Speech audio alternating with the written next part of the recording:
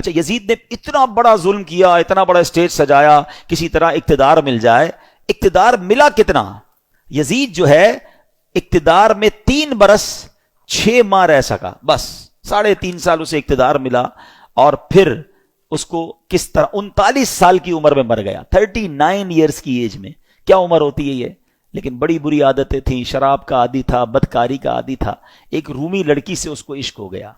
اس لڑکی نے اس کو جنگل میں بلایا، بیابان میں بلایا، اور جب خوب شراب کے نشے میں دھت ہو گیا تو اس کو خنجر کے وار کر کے یہ کہہ کر ہلاک کیا کہ تو بدبخت اپنے نبی کے نواسے سے وفاداری نہ کر سکا، مجھ سے کیا وفاداری کرے گا. اس کو مار کر وہ لڑکی چلی گئی. کئی دنوں تک کسی کو پتہ ہی نہ چلا. چیل کوے اس کی لاش کو نوچتے رہے. اس کے ساتھی ڈھونڈنے نکلے کہ یزید گیا کدھر. بیابان میں اس کی سڑی ہوئی لاش ملی، کھڈا کھود کر اس کو دفنا دیا گیا. یہ انجام ہوا ان ظالموں کا. ایک یزید کے بعد سب سے بڑا جو یوں سمجھیے کہ کوفہ کا جو گورنر تھا نا، وہ بڑا مجرم تھا. اس کا نام تھا ابن زیاد.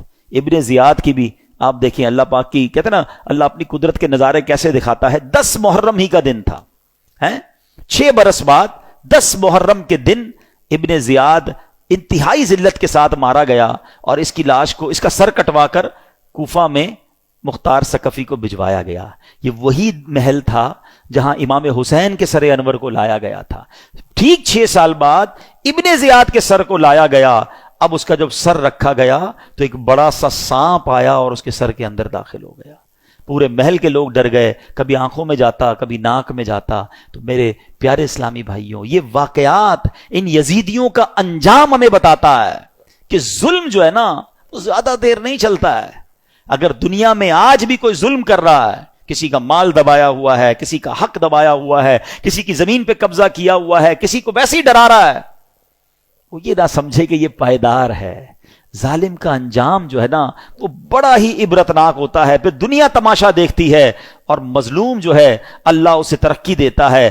ظالم ہونا یہ یزیدی طریقہ ہے، مظلوم ہونا یہ حسینی طریقہ ہے. کبھی ظلم ہو بھی جائے نا تو ظلم کا بدلہ ظلم سے نہیں دیا جاتا.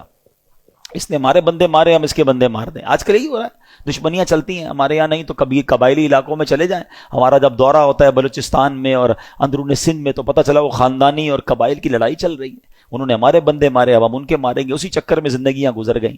ختم کریں ان چیزوں کو. ظلم کرنے والا کبھی کامیاب نہیں ہوتا. اللہ مظلوم کے ساتھ ہوتا ہے، مظلوم کی دعا سنی جاتی ہے. تو ہمیں اللہ ہمیشہ ظلم سے محفوظ فرمائے.